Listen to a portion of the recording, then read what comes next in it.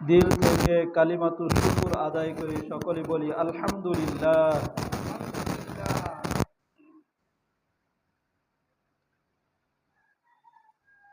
বিগত সপ্তাহে আমরা সূরাতুল আনফাল 27 এবং 28 নম্বর আয়াতের ধারাবাহিকভাবে কিছু তাফসীর আমরা শুনতেছিলাম।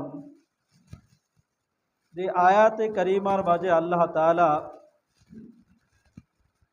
ঘোষণা করেছেন, ইয়া আইয়ুহাল্লাযীনা আমানু লা তাখুনুল্লাহা ওয়ার রাসূলা ওয়া তাখুনু আমানাতিকুম।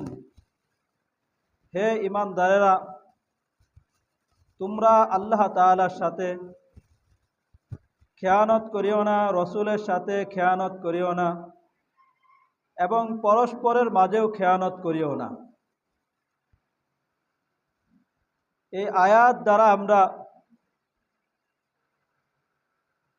খেয়ানতের ব্যাপারে, আমানতের খেয়ানত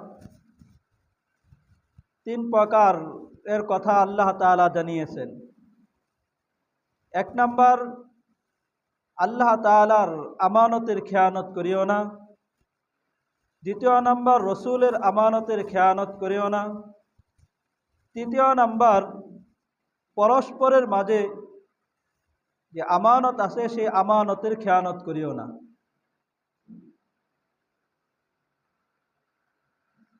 আমরা তো স্বাভাবিকভাবে আমানত বলতে এটাই বুঝি, কোনো একজন মানুষ আরেকজনের কাছে যদি কোনো জিনিস তার কাছে রাখে আর বলে, এটা তোমার কাছে আমি আমানত রাখলাম, তাহলে যার কাছে রেখেছে সে এটাই বোঝে এটা আমার ব্যবহার করার জিনিস না, এটা আমার গ্রহণ করার জিনিস না। এটা যিনি রেখেছেন সেইভাবে, যেভাবে দিয়েছেন সেইভাবেই রেখে দিতে হবে, যখন চাইবে তখনই দিয়ে দিতে হবে।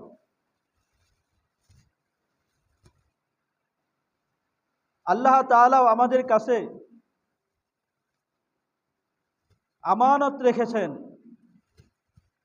সেই আমানতটাকে আমাদের পুরাপুরিভাবে আদায় করতে হবে। সেই আমানত যাতে খেয়ানত না হয়ে যায় সেই দিকে লক্ষ্য রাখতে হবে। তাই আমরা আমানত, যে মুমিন হবে তার সিফাতই হবে আমানতদার, যে মুসলমান তার সিফাত, তার গুণাবলী হবে সে আমানতদার হবে। ঈমানওয়ালা তার গুণাবলী হবে আমানতদার, সে আমানতদারই হবে। কারণ আমরা মানুষ, তারা তো নিজেরাই এই আমানতকে, আল্লাহ তাআলা যে আমানত আছে সেই আমানতকে নিজের গাড়ে নিজেই ন্যস্ত করেছে, নিজেই আমানতের বোঝাকে বহন করেছে। আল্লাহ তাআলা কালামে পাকের মাঝে আমাদেরকে জানিয়ে দিয়েছেন, আল্লাহ তাআলা জমিনের কাছে আমানত পেশ করেছিলেন, আসমানের কাছে আমানত পেশ করেছিলেন, পাহাড় পর্বত তার কাছে আমানত পেশ করেছে, কিন্তু তারা সেই আমানতকে গ্রহণ করে নাই। মানুষ সেই আমানতকে গ্রহণ করেছে। হামালাহাল ইনসান, মানুষ ওই আমানতকে গ্রহণ করেছে। জন্য মানুষ মাত্রই যে মুমিন হবে, যে ঈমানওয়ালা হবে, মুসলমান হবে, তার গুণাবলী হবে, তার গুণ এটাই থাকবে, সে আমানতদার হবে।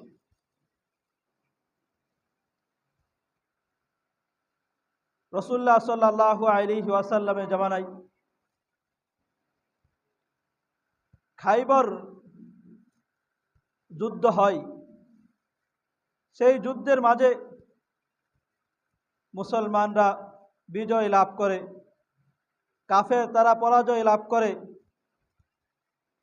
যখন খাইবর এলাকা মুসলমানদের হাতে আসলো, সেই জায়গায় মুসলমানদের নিশানা পতাকা উড়তে লাগলো।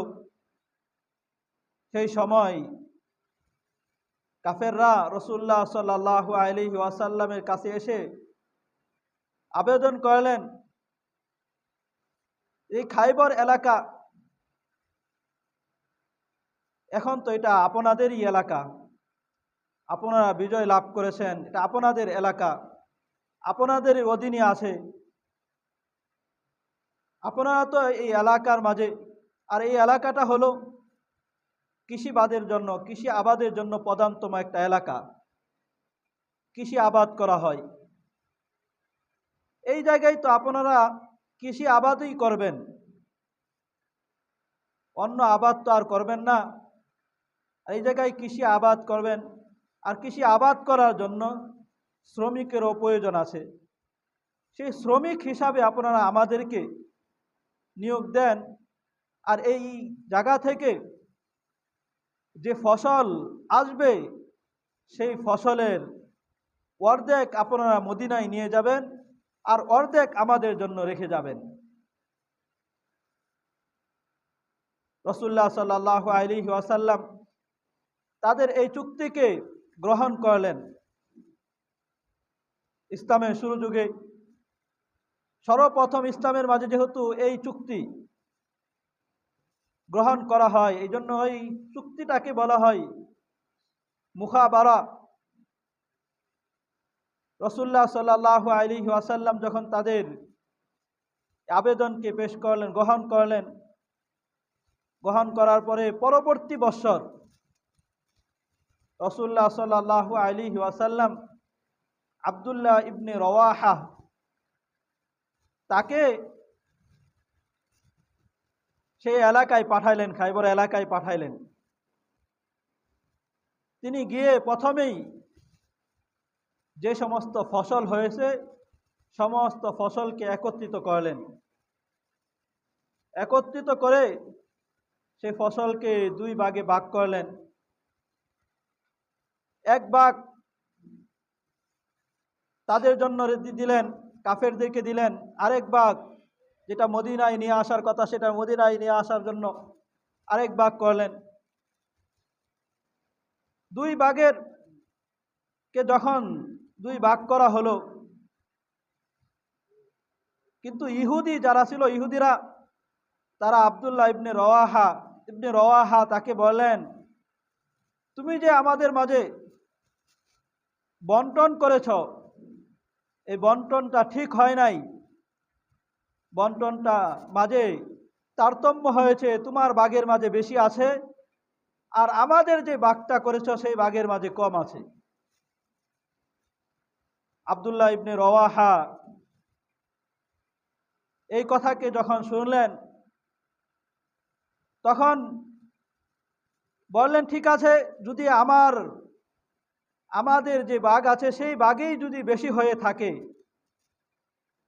তাহলে তোমরা আমাদের যে ভাগটা আছে সেই ভাগটা নিয়ে যাও, আর তোমাদের ভাগটা আমাদেরকে দিয়ে দাও। আমাদের বেশি ভাগটাই, যেটার মাঝে তোমরা বলতেছো যে বেশি আছে, সেটা নিয়ে যাও। যখন এই কথা বললেন তখন ইহুদিরা তারা আব্দুল্লাহ ইবনে রওয়াহার এই ব্যবহার, নম্র ব্যবহার, আচরণ এতই মুগ্ধ হলো আর বলতে লাগলো যে মুহাম্মদ সাল্লাল্লাহু আলাইহি ওয়াসাল্লাম এর বিজয় সারা দুনিয়ার মাঝে বিজয়ের ডঙ্কা বাজতেছে, এই কারণেই তারা সারা দুনিয়ার মাঝে বিজয় লাভ করতেছে। সব জায়গায় তারা যেই জায়গায় যায় সেই জায়গায় বিজয় আর বিজয়। কারণ একটাই, তাদের মাঝে এরকম আমানতদারি আছে যার কারণে তারা যেই জায়গায় যায় সেই জায়গায় আল্লাহ তাআলা তাদেরকে বিজয় লাভ করান।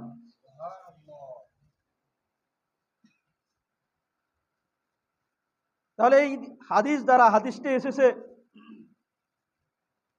সুনানে আবু দাউদের 3410 নম্বর হাদিস থেকে। আমি এটা বলেছি। এই হাদিস দ্বারা আমরা বুঝলাম যে মুসলমানদের মাঝে কতটা আমানতদারি ছিল, যার কারণে কাফের মুশরিকরা পর্যন্ত এই কথা বলতে বাধ্য হয়েছে যে মুসলমানদের সারা দুনিয়ার মাঝে বিজয়ে ডঙ্কা বিজয় আর বিজয় হচ্ছে কারণ একটাই, তাদের মাঝে আমানতদারি আছে। তারা আমাদের সাথে যে চুক্তি করেছে সেই চুক্তির মাঝে পুরাপুরিভাবে সমানভাবেই তারা আমাদের মাঝে বন্টন করেছে, এর মধ্যে আমানতের খেয়ানত তারা করে নাই। আমরা তো জানি, জানলে কি হবে, কিন্তু মানার মাঝে আমরা নাই। জানি যে আমানতের খেয়ানত করা যাবে না, কিন্তু পদে পদে পদে পদে আমানতের খেয়ানত করে বসি। আমাদের জানা আছে অনেক কিছুই, কিন্তু জানা থাকলে তো আর হবে না। যতক্ষণ না পর্যন্ত আমরা না মানব, মানার জিন্দিগি আমাদের মাঝে নিয়ে না আসবো, ততক্ষণ পর্যন্ত আমাদের দুনিয়াতেও কামিয়াবি হতে পারবো না, আর আখিরাতেও কামিয়াবির মাঝে আমরা সফলতার দ্বার প্রান্তে আমরা পৌঁছতে পারবো না। এজন্য জানার সাথে সাথে মানতে হবে। জানার সাথে সাথে কি করতে হবে? মানতে হবে। কি করতে হবে? মানতে হবে। মানার মাদ্দা তৈরি করতে হবে। যতটুকু জানবো ততটুকু মানবো। আমার আর আপনার পরিস্থিতি কি হয়েছে? অবস্থায় জেনেও জানি না, শুনেও শুনি না, দেখেও দেখি না। জানি এমন কিছু, অনেক কিছুই জানি, এই সমস্ত জিনিস গুনাহের কাজ। এই সমস্ত জিনিস করলে কি হবে? গুনাহ হবে, আমানতের খেয়ানত হবে, জুলুম হবে, কিন্তু তারপরেও জেনেও মানি না। চোখ দ্বারা দেখি, যে দেখার মাধ্যমে দেখতেছি যে এটার মধ্যে আমার গুনাহ আছে, তারপরে দেখেও না দেখার বান ধরে সেই গুনার মাঝে লিপ্ত হই। কান দ্বারা শুনি যে এর মাঝে গুনাহ আছে, আমানতের খেয়ানত আছে, তারপরেও শুনেও না শোনার বান ধরে সেই খেয়ানতের মাঝে লিপ্ত হই। শুনেও না শোনার বান ধরে গুনাহের মাঝে লিপ্ত হই।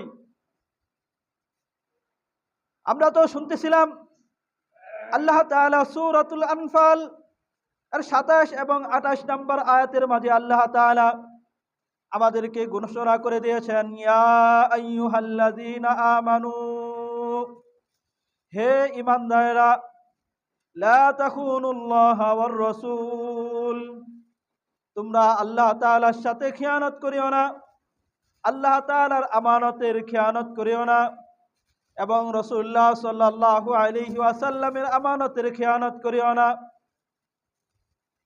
এবং তোমাদের মাঝে পরস্পরের মাঝে যে আমানত আছে সেই আমানতের খেয়ানত করিও না। আল্লাহ তাআলা আমাদের কাছে কোন জিনিস আমানত রেখেছেন? আল্লাহ তাআলা আমাদের কাছে যে সমস্ত জিনিস আমানত রেখেছেন, সেই সমস্ত আমানতের মধ্যে থেকে সর্ববৃহৎ, সবচেয়ে শ্রেষ্ঠতম আমানত হলো কুরআনে কারীম। আল্লাহ তাআলা আমাদের কাছে যে জিনিস সর্ববৃহৎ, সবচেয়ে বড় যেই জিনিস আমানত রেখেছেন, সেই আমানতটা কি? কুরআনে কারীম। সেই আমানতটা কি? সকলেই বলেন না, সেই আমানতটা কি? কুরআনে কারীম। আল্লাহ তাআলা আমাদেরকে সেই কুরআনে কারীম পড়ার জন্য আল্লাহ তাআলা আমাদেরকে হুকুম করেছেন। এমনকি যার কাছে আল্লাহ তাআলা এই কুরআনে কারীমকে নাজিল করেছেন, অবতীর্ণ করেছেন, পেয়ারা হাবিব সাল্লাল্লাহু আলাইহি ওয়াসাল্লামের কাছে আল্লাহ তাআলা তাকেও হুকুম করছেন যে আপনি কুরআনে কারীমকে তেলাওয়াত করেন। সূরা আনকাবুত এর ৪৫ নম্বর আয়াতের মাঝে আল্লাহ তাআলা বলেন, উতলু মা উহিয়া ইলাইকা মিনাল কিতাব। হে আমার রাসূল, হে নবী, উতলু মা উহিয়া ইলাইকা মিনাল কিতাব, কুরআনে কারীমের মধ্য থেকে, কুরআনে কারীমের আপনার কাছে ওহীর মাধ্যমে কুরআনে কারীম যা নাজিল করা হচ্ছে, যে কিতাব আপনার কাছে ওহীর মাধ্যমে আপনার প্রতি নাজিল করা হয়েছে, ওই কিতাবকে আপনি তেলাওয়াত করেন। ওই কিতাবকে আপনি তেলাওয়াত করেন। কুরআনে কারীম রাসূলুল্লাহ সাল্লাল্লাহু আলাইহি ওয়াসাল্লামকে তেলাওয়াত করার জন্য আল্লাহ তাআলা বলেন। কুরআনে কারীম কি করার জন্য বলেছেন আল্লাহ তাআলা? তেলাওয়াত করার জন্য। কি করার জন্য? জোরে বলেন না, কি করার জন্য বলেছেন? তেলাওয়াত করার জন্য আল্লাহ তাআলা বলেছেন।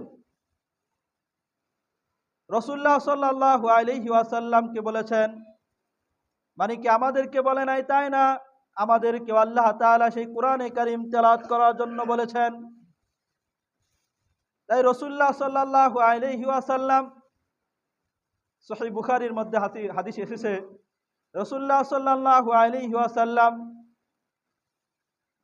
প্রত্যেক রমজান মাসে, রমজান পর্যন্ত যত কুরআনে কারীমের আয়াত নাজিল হতো, সমস্ত কুরআনে কারীম রাসূলুল্লাহ সাল্লাল্লাহু আলাইহি ওয়াসাল্লাম রমজান মাসে নিজে তেলাওয়াত করতেন। জিবরাইল আমিন শুনতেন, জিবরাইল আমিন তিনিও তেলাওয়াত করতেন, রাসূলুল্লাহ সাল্লাল্লাহু আলাইহি ওয়াসাল্লাম শুনতেন। এইভাবে দাওর করতেন রমজান মাসে রাসূলুল্লাহ সাল্লাল্লাহু আলাইহি ওয়াসাল্লাম।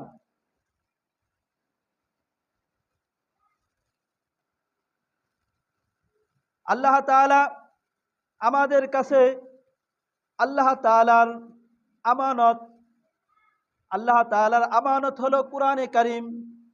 আর আল্লাহ তাআলা আমাদেরকে বলেছেন, লা তাখুনুল্লাহ, তোমরা আল্লাহ তাআলার সাথে খেয়ানত করিও না।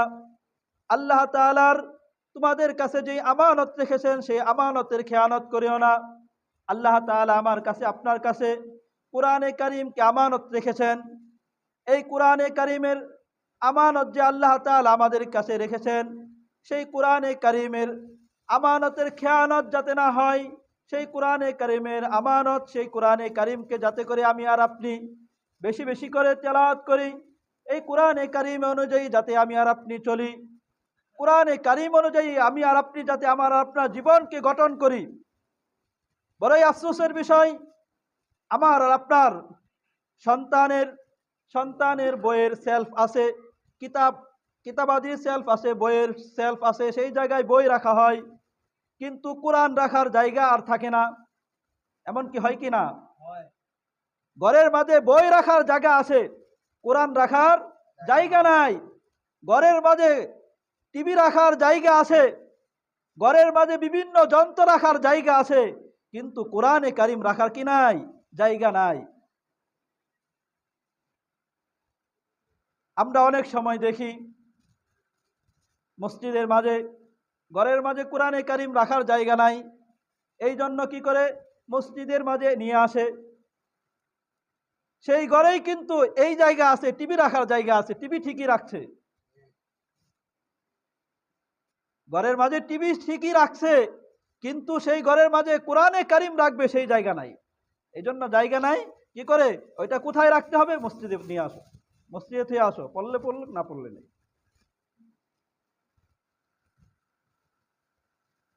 মসজিদে দিয়ে যায়, মসজিদে দিয়ে রেখা চলে যায়। বড়ই আফসোস, যেই কোরআনে কারীমকে আল্লাহ তাআলা আমাদের কাছে আল্লাহ তাআলা নাজিল করেছেন, আমানত হিসাবে আল্লাহ তাআলা দিয়েছেন, যাতে করে আমি আর আপনি সেই কোরআন অনুযায়ী চলি, সেই কোরআনকে তেলাওয়াত করি।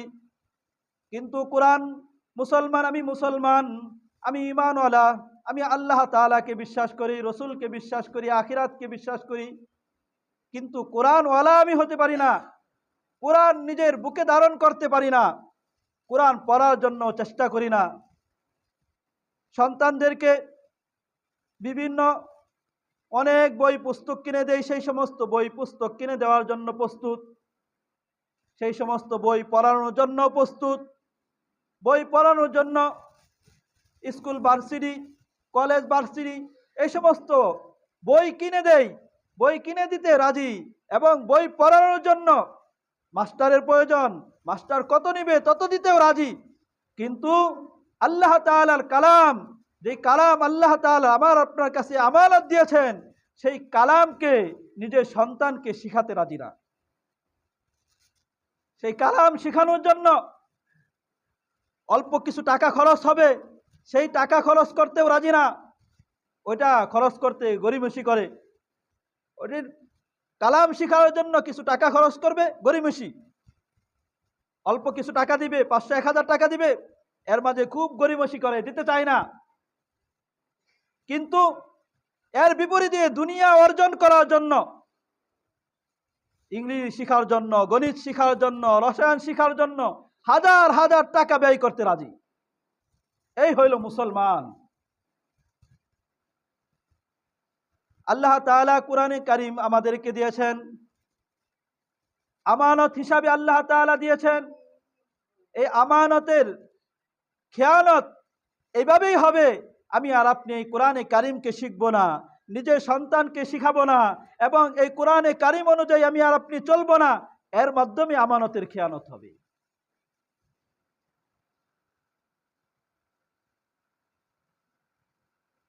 এর মাধ্যমে আমানতের খেয়ানত হবে। জন্য আমানতের খেয়ানত যাতে আমার আর আপনার মাঝে না হয়, আল্লাহ তাআলার আমানত যেটা আমরা শুনলাম, আল্লাহ তাআলার পক্ষ থেকে সর্ববৃহৎ আমানত আমাদের প্রতি, সেটা হলো কোরআনে কারীম। সেটা কি? কোরআনে কারীম। সেটা কি? কোরআনে কারীম। এটা আমাদের প্রতি আমানত। এবং রাসূলুল্লাহ সাল্লাল্লাহু আলাইহি ওয়াসাল্লামের আমানত হলো কোরআনে কারীম। রাসূলুল্লাহ সাল্লাল্লাহু আলাইহি ওয়াসাল্লামের প্রতি আল্লাহ তাআলা নাজিল করেছেন, রসুলের মাধ্যমে আমাদের পর্যন্ত কোরআন পৌঁছেছে। কোরআন আল্লাহ তাআলা রসুলের মাধ্যমে আমরা পেয়েছি। এই জন্য রসুলেরও আমানত হলো কোরআনে কারীম, এবং রসুলের আরেকটি আমানত হলো, সেটা হলো সুন্নাহ। রসুল সাল্লাল্লাহু আলাইহি ওয়াসাল্লাম আমাদের কাছে যে সমস্ত সুন্নাহ রেখে গেছেন, সে সমস্ত সুন্নাহ হলো আমাদের জন্য আমানত। রাসূলুল্লাহ সাল্লাল্লাহু আলাইহি ওয়াসাল্লামের হাদিসের মধ্যে এসেছে, মুআত্তা ইবনে মালিক এর 1604 নম্বর হাদিসের মধ্যে এসেছে, ক্বালা রাসূলুল্লাহ সাল্লাল্লাহু আলাইহি ওয়াসাল্লাম তারাকতু ফীকুম আমরাইন লান তাদিল্লু মা তামাসসাকতুম বিহিমা কিতাবাল্লাহি ওয়া সুন্নাতা নবিয়্যি। রাসূলুল্লাহ সাল্লাল্লাহু আলাইহি ওয়াসাল্লাম বলেন, তারাকতু ফীকুম আমরাইন, আমি তোমাদের মাঝে দুইটি জিনিস রেখে যাচ্ছি। কয়টি জিনিস? জোরে বলেন, কয়টি জিনিস? কয়টি জিনিস আমাদের কাছে রাসূল সাল্লাল্লাহু আলাইহি ওয়াসাল্লাম রেখে যাচ্ছেন? দুইটি জিনিস। রাসূল বলেন, তারাকতু ফীকুম আমরাইন, আমি তোমাদের মাঝে দুইটি জিনিস রেখে যাচ্ছি। লান তাদিল্লু মা তামাসসাকতুম বিহিমা, এই দুইটি জিনিস যদি তোমরা আঁকড়ে ধরে রাখো, ভালোভাবে ধরে রাখো, তাহলে তোমরা যতদিন পর্যন্ত এই দুইটা জিনিসকে ধরে রাখবে ভালোভাবে, ততদিন পর্যন্ত তোমরা গুমরা হবে না, ততদিন পর্যন্ত তোমরা পথভ্রষ্ট হবে না। সুবহানাল্লাহ। লান তাদিল্লু মা তামাসসাকতুম, তোমরা ততক্ষণ পর্যন্ত গুমরা হবে না যতক্ষণ পর্যন্ত তোমরা এই দুইটা জিনিসকে ধরে রাখবে। এক নাম্বার কিতাবাল্লাহ, আল্লাহ তাআলার কিতাব। এক নাম্বার কি? জোরে বলেন না, এক নাম্বার কি? আল্লাহ তাআলার কিতাব। ওয়া সুন্নাত নবিয়্যি, এবং রাসূলুল্লাহ সাল্লাল্লাহু আলাইহি ওয়াসাল্লামের সুন্নাত। এই জায়গায় রাসূলুল্লাহ সাল্লাল্লাহু আলাইহি ওয়াসাল্লাম আমাদেরকে জানিয়ে দিলেন, আমি তোমাদের মাঝে দুইটা জিনিস রেখে যাচ্ছি, এই দুইটা জিনিস যতক্ষণ পর্যন্ত তোমরা ধরে রাখবে ততক্ষণ পর্যন্ত তোমরা গুমরা হবে না, ততক্ষণ পর্যন্ত তোমরা পথভ্রষ্ট হবে না। সেই দুইটা জিনিস আল্লাহ তাআলার কিতাব, আরেকটা হলো রাসূলুল্লাহ সাল্লাল্লাহু আলাইহি ওয়াসাল্লামের সুন্নাহ। রাসূলুল্লাহ সাল্লাল্লাহু আলাইহি ওয়াসাল্লাম এই কথা বলেন নাই, সহিহ হাদিস। কিছু মানুষ আছে রাসূলের সহিহ হাদিস বলতে গিয়া শুধু তারা সহিহ হাদিস মানবে, আর কিছুই মানবে না। কোরআনের আয়াত পেশ করলেও তারা অনেক সময় মানতে রাজি হয় না। সহিহ হাদিস, সহিহ হাদিস। এই জায়গায় রাসূল সাল্লাল্লাহু আলাইহি ওয়াসাল্লাম আমাদেরকে যেটা জানাইলেন, সহিহ হাদিস সুন্নাহ বলেছেন, সহিহ হাদিসের কথা রাসূলুল্লাহ সাল্লাল্লাহু আলাইহি ওয়াসাল্লাম বলেন নাই। অনেক সহিহ হাদিস এমন আছে যেগুলা সুন্নাহ নয়, কারণ সেগুলা অনেক সহিহ হাদিস এমন আছে যেগুলা আমলযোগ্য নয়, রহিত হয়ে গিয়েছে। সুন্নাহ ওইটাই যেটা আমলযোগ্য, যেটার উপর আমল করতে হবে, ওটা হলো রাসূলুল্লাহ সাল্লাল্লাহু আলাইহি ওয়াসাল্লামের সুন্নাহ। জন্য রাসূলুল্লাহ সাল্লাল্লাহু আলাইহি ওয়াসাল্লাম আমাদেরকে জানিয়ে দিয়েছেন, তোমরা দুইটা জিনিস ধরে রাখলে তোমরা কখনো পথভ্রষ্ট হবে না। সে একটা হলো আল্লাহ তাআলার কিতাব, আরেকটা হলো রাসূলুল্লাহ সাল্লাল্লাহু আলাইহি ওয়াসাল্লামের সুন্নাহ।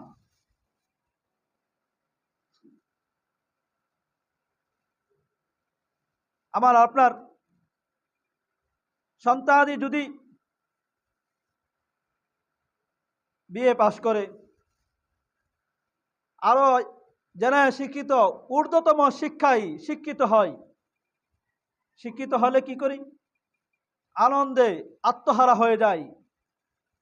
কিন্তু নিজের সন্তান যদি, ছেলে যদি, মেয়ে যদি হাফেজ হাফেজা হয়, আলেম আলেমা হয়, কিন্তু ততটুকু নিজের অন্তরের মাঝে আনন্দ আর খুশি অনুভব হয় না। কারণ আমার আপনার মাঝে ওই আল্লাহ তাআলার কালামের আজমত, কালামের মোহাব্বত অন্তরের মাঝে নাই। আল্লাহ তাআলার মোহাব্বত অন্তরের মাঝে নাই। রাসূলুল্লাহ সাল্লাল্লাহু আলাইহি ওয়াসাল্লামের সুন্নতের মোহাব্বত অন্তরের মাঝে নাই। এজন্য হাফিজ হুজুর রাহিমাহুল্লাহ তাআলা তিনি বলতেন, তোমরা তোমাদের সন্তানদেরকে আগে আগে কি করো? কোরআনে কারীম শিক্ষা দাও। তোমার সন্তানকে ডাক্তার বানাবা বানাও, ইঞ্জিনিয়ার বানাবা বানাও, আরো যারা শিক্ষিত যত বড় উচ্চতম ডিগ্রি অর্জন করতে চায় করাও, কোনো আফসোস নাই, কিন্তু তাকে আগে কোরআনওয়ালা বানাও। আগে তার অন্তরের মাঝে কোরআনকে দাও, আগে তার মুখের মাঝে কোরআনে কারীমের বলি তার মুখ দ্বারা আনো। তাকে অন্য শিক্ষায় শিক্ষিত করার পূর্বে তাকে কোরআনওয়ালা বানিয়ে দাও। জন্য যদি আমি আর আপনি যদি আপনার সন্তানদেরকে আগে যদি কোরআনওয়ালা বানাই, কোরআনে কারীমের শিক্ষা তাদেরকে দেই, কোরআনে কারীমের শিক্ষা যদি তাদের মাঝে থাকে, তাহলে ওই ছেলে যতই উচ্চতম ডিগ্রি সে অর্জন করুক দুনিয়াবি লাইনে, দুনিয়াবি হাইসিয়াতে, কিন্তু শেষ পর্যায়ে এটা কখনো হবে না, সে কখনো নাস্তিক হবে না, সে কখনো মুরতাদ হবে না, সে কখনো কোরআনে কারীমের বিপক্ষে সে পদক্ষেপ নিবে না, সে কখনো কালামের বিপক্ষে সে কথা বলবে না, সে কখনো রসুলের বিপক্ষে কথা বলবে না, সে কখনো আল্লাহ তাআলার বিপক্ষে কথা বলবেন, ঠিক কিনা বলেন? কিন্তু তাকে দুনিয়াবি শিক্ষায় শিক্ষিত করার কারণে, দুনিয়াবি শিক্ষায় শিক্ষিত, শুধু দুনিয়াবি শিক্ষা দিতে থাকতে থাকতে এই পর্যায়ে হয়, যত দুনিয়াবি শিক্ষা সে ঊর্ধ্বতম ডিগ্রি অর্জন করে তত বড় সে নাস্তিক হয়, ঠিক কিনা বলেন? কারণ একটাই, তার মাঝে কোরআনের শিক্ষা নাই। এজন্য আমাদেরকে হাফিজ হুজুর রাহিমাহুল্লাহ তাআলা তিনি আমাদেরকে এটাই জানিয়ে দিয়েছেন, তুমি তোমার সন্তানকে আগে কোরআনের শিক্ষা তার অন্তরের মাঝে দাও। এজন্য তিনি তো এরকম 1 বছরের কোর্সের অনেক বক্তব্য চালু করেছিলেন, আমাদের দেশে সেগুলা চালু আছে। 1 বছর মাদ্রাসার মাঝে বক্তব্যের মাঝে পড়লে ওই ছেলের 1 বছরের মাঝে সে কোরআন শিখনেওয়ালা হয়ে যায়, নামাজ পড়া যত মাসলা মাসায়েল সে জেনে যায়, স্বাভাবিকভাবে সুন্নত ওয়াজিব নফল এগুলা স্বাভাবিক তার প্রয়োজনীয় যে সমস্ত জিনিস সে 1 বছরে শিখে ফেলায়। এখন তো আরো আমাদের মাঝে, আমরা যেহেতু সেই জেনারেল শিক্ষায় সন্তানদেরকে শিক্ষিত বানাতে চাই, আমার সন্তানকে ইংরেজি শিখাতে হবে, বাংলা শিখাতে হবে, গণিত শিখাতে হবে, হ্যাঁ প্রয়োজন আছে শিখাতে হবে। এই জন্য এখন তো মাদ্রাসার সিলেবাসের মধ্যে এমনও আছে, আপনার সন্তানকে পড়ান 3 বছর 5 বছর পড়াবেন, পড়ানোর সাথে সাথে সে যেইভাবে প্রাইমারি 5ম শ্রেণী পর্যন্ত 5 বছর পড়ালে 5ম শ্রেণী পর্যন্ত সে ইংরেজি গণিত বাংলা সব কিছু শিখবে, সাথে সাথে তার হাতের লেখাও সুন্দর হবে, সাথে সাথে সে কোরআন পড়নেওয়ালাও হবে, সাথে সাথে তার প্রয়োজনীয় মাসলা মাসায়েল শিখতেও পারবে। এমন চালু হয়ে গেছে। কিন্ডারগার্টেন, মাদ্রাসাগুলোর মাঝে এইভাবেই পড়ানো হয়। কিন্তু এত সহজ হওয়ার পরেও আমি আর আপনি দেখি স্কুলের মাঝে কোন জায়গায় ভালো লেখা হয় সেটার খোঁজ খবর খুব আছে। ওই জায়গায় ইংলিশ ভালো টিচার আছে, ওই জায়গায় গণিত ভালো টিচার আছে, খুব জানি। ওই জায়গায় ভালোভাবে পড়ানো হয়, খুব জানি। কিন্তু কোন জায়গায় কোরআনে কারিম ভালোভাবে শিক্ষা দেওয়া হয়, যে কোরআনে কারিম আমার আর আপনার উপর আল্লাহ তাআলা আমানত দিয়েছেন, ওটা যাতে আমি আর আপনি ভালোভাবে ধরে রাখি, সেই কোরআনে কারিম কোন জায়গায় ভালোভাবে শিক্ষা দেওয়া হয়, কোরআনে কারিম ভালোভাবে কোরআনে কারিমের পণ্ডিত্য হাসিল করা হয় কোন জায়গায়, আমি আর আপনি জিজ্ঞাসা করলে বলতেই পারবো না। কোথায় শিক্ষা দেওয়া হয় তাই জানি না। আর আমি আর আপনি আমার সন্তানদেরকে শিক্ষা দিব তো দূরের কথা, শিক্ষা কোথায় দেওয়া হয়, কোথায় ভালোভাবে দেওয়া হয়, কোথায় সহিভাবে শুদ্ধভাবে শিক্ষা দেওয়া হয় তাই জানি না। তা পার্থক্যও করতে পারি না, তা তমিজও করতে পারি না।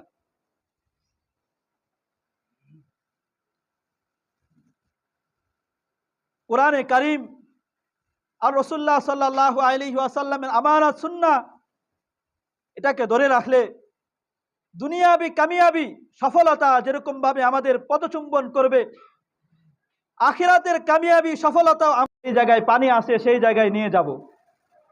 এই বলে বিলাতি হাঁস দুইজন তারা আসে, তাদের পায়ের মাঝে একটা লাঠি দেওয়া থাকে, আর কচ্ছপকে ভালোভাবে বলে যে এই যে লাঠিটা যে আছে আমাদের দুইজনের পায়ের মাঝে, এটাকে কামড় দিয়ে ভালোভাবে ধরবা, কোনো সময় ছাড়বা না। যে কোথাও মানুষ তোমাদেরকে দেখে যখন এই দৃশ্য দেখবে, কচ্ছপ লাঠির মাঝে মুখ দ্বারা ধরে রাখছে আর বিলাতি হাঁস দুইজন উড়ে উড়ে কচ্ছপকে নিয়ে যাচ্ছে, এই দৃশ্য যখন দেখবে মানুষ হাসবে, হাততালি দিবে, চিল্লাচিল্লি করবে। আর তোমার শত্রু যারা আছে তারাও বলতে থাকবে, কচ্ছপ যারা খায় তারা বলবে, জায়েজ না জায়েজের কথা বলছি না, তারা কচ্ছপ খায় তারা বলবে, হাততালি দিবে, এর কচ্ছপ যদি পড়ে যায় তাহলে এরা কি করবে, বাজি করে খুব খাবো, মজা করে খাবো, এরকম কথা বলতে থাকবে। তোমাকে একটা সতর্কবাণী দিচ্ছি, তুমি কি করবা, কোনো কথা বলবা না, তাদেরকে কোনো হুঁশিয়ারি তোমার বলার প্রয়োজন নাই। তোমার কাজ হলো তুমি কামড় দিয়ে ভালোভাবে ধরবে, তাহলে আমরা তোমাকে তোমার গন্তব্যস্থলে পৌঁছে দিব। বিলাতি হাঁস কচ্ছপকে নিয়ে যাচ্ছে, তখন ছোট শিশুরা বাচ্চারা যখন এই দৃশ্য দেখবে, হাততালি দিচ্ছে, খুশিতে নাচছে, অন্যান্য মানুষও খুব তাকিয়ে আছে দেখতেছে। তার শত্রু তারা বলতেছে যে দেখো কচ্ছপের এই দৃশ্য, এ যদি ছেড়ে দেয় পড়ে যায় তাহলে একে আমরা ভালোভাবে খাবো। তখন কচ্ছপ এই সমস্ত দৃশ্য দেখতে দেখতে এক সময় আর সহ্য না করতে পারে, সে কি করছে, ওই মুখকে কামড় যে আছে, ওই সময় যারা তার কথা বিপরীতে কথা বলছিল তাদের বিরুদ্ধে সে বলল, তাদের ধ্বংস হোক, তোরা ছাই হ। এইভাবে যখন এই কথাটা বলার সাথে সাথে তার মুখ ছুটে গেল, সে নিচে পড়ে যায়।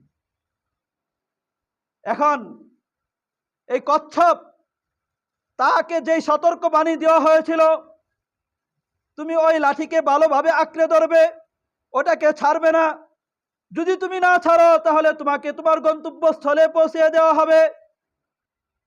আল্লাহ তাআলা আমাদের কাছে এক আমানত আল্লাহ তাআলা দিয়েছেন, কোরআনে কারিমের আমানত আল্লাহ তাআলা দিয়েছেন, এবং রাসূলুল্লাহ সাল্লাল্লাহু আলাইহি ওয়াসাল্লাম আমাদেরকে আরেকটা জিনিস আমানত দিয়েছেন, সেটা হলো রাসূলুল্লাহ সাল্লাল্লাহু আলাইহি ওয়াসাল্লামের সুন্নাহ। আর রাসূলুল্লাহ সাল্লাল্লাহু আলাইহি ওয়াসাল্লাম আমাদেরকে জানিয়ে দিয়েছেন, তারাকতু ফীকুম আমরাইন, আমি তোমাদের মাঝে দুইটা জিনিস রেখে যাচ্ছি, লান তাদিল্লু মা তামাসসাকতুম বিহিমা, তোমরা যতক্ষণ পর্যন্ত এই দুইটা জিনিসকে ধরে রাখবে ততক্ষণ পর্যন্ত তোমরা গুমরাহ হবে না, ততক্ষণ পর্যন্ত তোমরা পথভ্রষ্ট হবে না, ততক্ষণ পর্যন্ত তোমরা ইহুদি খ্রিস্টান বৌদ্ধ নাসারা তাদের কাছে তোমরা লাঞ্ছিত হবে না, পথভ্রষ্ট হবে না, তাদের কাছে তোমাদের মার আর খেতে হবে না। কিন্তু বড় আফসোসের বিষয়, ওই দুইটা জিনিসকে আমি আর আপনি পিছনে ফেলে রেখেছি, ওই দুইটা জিনিসকে আমি আর আপনি ছেড়ে দিয়েছি, আর যেগুলাকে আমাদেরকে আল্লাহ তাআলা ছাড়ার জন্য বলেছেন সেই সমস্ত জিনিসকে আমরা ধরেছি। এই জন্যই সব জায়গায় অপদস্থ আর লাঞ্ছিত আমাদের, সব জায়গায় আমাদের কামিয়াবির বিপরীতে না কামিয়াবি আমাদের হইতে হয়। কারণ একটাই, আমাদেরকে যেটা ধরার জন্য বলেছেন সেটা ছেড়েছি, আর যেটা ছাড়ার জন্য বলেছেন সেটাকে আমরা ধরেছি। আল্লাহ তাআলা আমাদের সকলকেই আল্লাহ তাআলার কোরআনে কারীম, আল্লাহ তাআলার আমানত কোরআনে কারীম, রাসূলুল্লাহ সাল্লাল্লাহু আলাইহি ওয়াসাল্লামের আমানত সুন্নাহ পুরাপুরিভাবে আঁকড়ে ধরার তৌফিক দান করে। সকলে বলি আমিন। সকলে বলেন আমিন। আল্লাহ তাআলা আমাদেরকে কোরআন অনুযায়ী চলার তৌফিক দান করে। সকলে বলি আমিন। নিজের ব্যক্তিগত জিন্দেগিতে, সামাজিক জিন্দেগিতে, পারিবারিক জিন্দেগিতে, রাষ্ট্রীয় জিন্দেগিতে সব ক্ষেত্রেই যাতে আমরা কোরআনে কারীমকে ফলো করতে পারি, কোরআনে অনুযায়ী চলতে পারি, সেই তৌফিক আল্লাহ তাআলা আমাদের সকলকে তাও দান করে। সকলে বলি আমিন। ওয়া আখিরি দাওয়ানা আলহামদুলিল্লাহি রাব্বিল আলামিন। যারা সুন্নত পড়ে নাই কবলাল জুমা 4 রাকাত সুন্নত পড়ে নি।